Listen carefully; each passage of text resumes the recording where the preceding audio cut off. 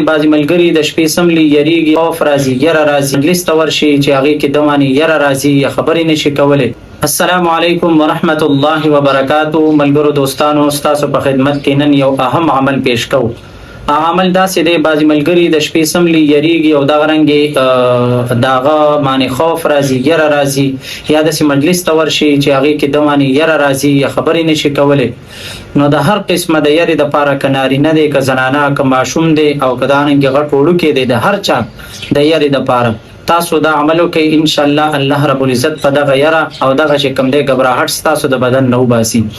عمل داسې دی چې تاسو کله سملی د ماسخوتنې یا دغه رنګې کوم یو ځای ته ګڼې ته ورځئ او تاسو وایئ چې دې کې په موږ باندې یره را نشي، نو د هغې نه مخکې تاسو یا حسیبو یا حسیبو دا اسم د الله رب العزت، دا صفتي نوم د الله رب العزت 70 مرتبه ووایئ، په ځان یې شف کوئ.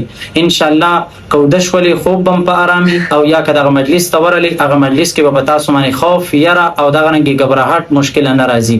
که دا عمل ستاسو خوښ شوي د نورو ملګرو سره هم شیر کوئ. جزاک الله. السلام علیکم ورحمت الله.